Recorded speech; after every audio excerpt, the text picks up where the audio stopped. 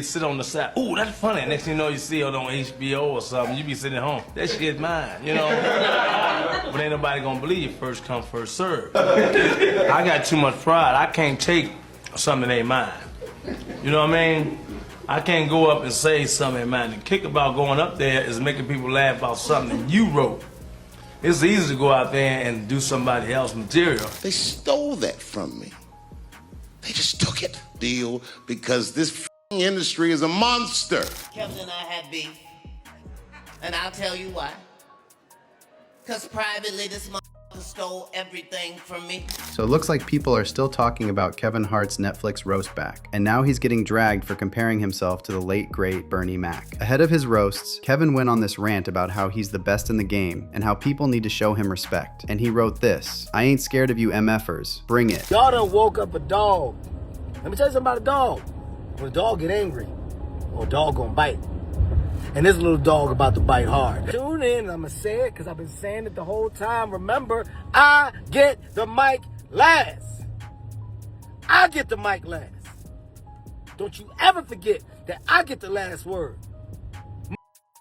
And yeah, Kevin was just being hype and talking trash before a big show. We've seen this before. Except that this time, he's really out here comparing himself to the Bernie Mac. Remember that "I ain't scared of you" line was Bernie Mac's signature. Back in the 90s, he'd walk out on stage and yell it at a crowd that was supposedly hard to impress. There's literally a documentary about Bernie Mac called "I Ain't Scared of You." I ain't scared of you. I'm gonna tell you something the press. I ain't coming for no foolishness. So why does it matter that Kevin Hart used Bernie's line? Well, some folks took issue with Kevin putting himself in the same category as one of the greatest to ever do it. And apparently, Dave Chappelle was one of the people who wasn't too happy about Kevin saying he's on Bernie's level. And this all connects directly to something both Dave and Bernie himself used to warn other comedians about. See, Bernie had this thing where he would warn comedians that they can't tell their jokes in front of other comedians. Bernie knew that industry is all of people without any integrity, and they'll snatch your joke right in front of you. By being with me all the time, you know, she see my stuff, my new stuff, and all that kind of stuff. Especially when I do my single dates, and I'm trying to school her. You don't do your material around a lot of comedians. That's like stealing in front of the police. You don't do it. They mean well, but they sit on the side. Ooh, that's funny. Next thing you know, you see it on HBO or something. You be sitting at home. That shit's mine, you know. But ain't nobody gonna believe you. First come, first serve. You know. So when you do new stuff, you never. I'm telling you, for you comics coming up, never bring your stuff out in front of a house full of comedians. You will never work a lot. Especially established comedians like myself, you'll never work a lot. I got too much pride. I can't take something that ain't mine. You know what I mean? I can't go up and say something ain't mine. The kick about going up there is making people laugh about something you wrote. It's easy to go out there and do somebody else's material. And Bernie wasn't just talking for no reason. That was his experience. Remember, he accused Steve Harvey of stealing his material back when they were both on the original Kings of Comedy tour. And he also claimed Steve tried to steal his role in Ocean's 11. The tension got so bad that Cedric the Entertainer later said that's why they never did a sequel tour. So Bernie Mac knew a thing or two about comedy theft. And Dave Chappelle knows something about it too, just a different kind. We all know Dave had to fight Comedy Central to get paid for Chappelle's show because he signed a bad contract when he was young and broke. And he later called them fencing stolen goods when they kept streaming the show without paying him. Phone call. The day I committed to it, it gets announced that Netflix is streaming Chappelle's show. Not just Netflix. HBO Max is streaming it too. You know, before Chappelle's show was at Comedy Central, I pitched that show to HBO. I told them what I wanted to do. Now, these are executives. All they have to do is say, yeah, we'll take it, or no, thank you, we won't. But they didn't say either of those things. They went too far. They said, literally, what do we need you for? That's what they told me, as they kicked me out of the office. What do we need you for? And here we are, all these years later, and they're streaming the very show that I was pitching. If you are fucking streaming that show, you're fencing stolen goods. They stole that from me. They just took it. So both of these guys, Bernie and Chappelle, have been burned by people taking what belongs to them. And now here comes Kevin Hart. After being accused multiple times of stealing jokes and stealing roles, now he's trying to wrap himself in Bernie Mac's legacy. So let's get into the actual accusations against Kevin, because this is where things get messy. Over the years, multiple comedians have accused Kevin of stealing material. There's a comedian named Reggie Cush who came forward and said that Kevin or his writers took his jokes. Reggie said Kevin's producers were stealing his intellectual property, and Dave Chappelle reportedly stepped in and called it out. Who was the comedian you saw stealing jokes on Kevin Hart's Funniest? Well, use my material. Wow. And On Netflix. on Netflix in front of millions. That's crazy. Of Millions. people. I get a text message, and the text message is saying, "Yo, use your joke on Netflix." And I'm like, "What?" Dave Chappelle Mans came up to her. He say, "You know what you did. You know what you did. You stole the joke." No. They told me. I was like, "Damn, I ain't even got Netflix, so I couldn't even." I couldn't even watch it. That's that's her commenting on the bit from last year. Oh, this was the best episode of Street Law and Order we ever got.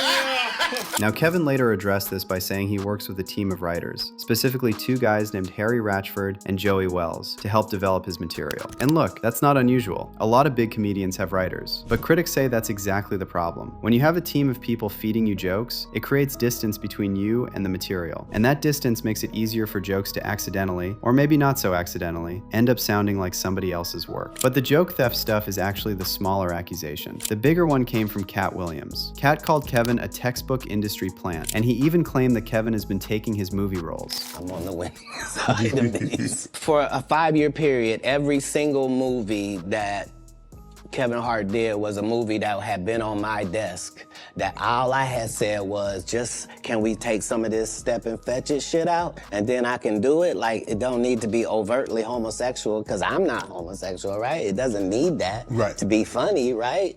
And me saying that and them going, oh yeah, no problem. And then going to give it to this other guy and having him do it just like it was, and acting like I'm a bad person because I keep standing on my standard. But yeah, it's interesting, but I wouldn't change it for the world. Like, again, As for Kevin's response to all of this, he's been pretty dismissive. He told the Wall Street Journal that he's changed the business of stand-up comedy, and that you don't stay at the top by accident. He also told HuffPost that it's just entertainment, and if Cat wants to fuel himself off that, God bless him. And that might be fine. That might just be a different style of comedy. But when you take Bernie Mac's signature line and you use it to promote yourself, you're inviting the comparison. And if the comparison shows that you're actually the opposite of what Bernie stood for, then people are going to notice. And when you actually compare Bernie and Kevin side by side, the difference is pretty striking. Let's start with Bernie, because understanding who he was off stage is actually the key to understanding why Kevin Hart using his line is such a big deal. Bernie Mac was married to his high school sweetheart, a woman named Rhonda McCullough. They met when they were both students at Chicago's Vocational Career Academy, dated for 2 years, and got married in 1977 when they were both 19 years old. They stayed married for 31 years, right up until Bernie passed away in 2008. And here's something Bernie used to brag about that's actually pretty telling. He would tell people that he had no outside kids. That was something he was genuinely proud of. In an industry where a lot of comedians have complicated family situations, Bernie made a point of saying that all of his children were with his wife. Bernie and Rhonda had a daughter named Janice, and then later he took in his 16-year-old niece and her 2-year-old daughter to raise them as well. That's actually what his TV show was loosely based on, this idea of a guy who steps up to take care of family when they need help. But unlike a lot of Hollywood stories, where the TV version is nothing like real life, Bernie's widow, Rhonda, said that what you saw on the show was basically what you got in real life. Now here's something else that's interesting about Bernie. He was very aware that the guy on stage was not the same as the guy at home. He actually talked about this in an interview with the Washington Post back in 1999. He said, "People say, Bernie hard, he tell it like it is, he curse. They like for me to tell it. If I came out doing Bill Cosby or Billy Crystal, they'd have a fit. One thing I do understand is, this is an act. I'm acting. When I get off stage, I'm done. That man is dead." And that's a level of self-awareness that most comedians comedians don't have. Bernie knew exactly what he was doing on stage, and he knew it wasn't who he really was. Offstage, he was a church-going Christian who stayed married for 3 decades, raised his kids, and went back home to Chicago every chance he got. Now let's compare that to Kevin Hart. In 2017, right around the time his wife Anika was pregnant with their son, Kevin got caught up in a cheating scandal. And when I say caught up, I mean there were pictures of him with another woman, there was a video, and there was an alleged extortion plot where someone tried to get an 8-figure payment to keep the video from coming out. Kevin eventually addressed it, and he admitted he cheated on his wife. I'm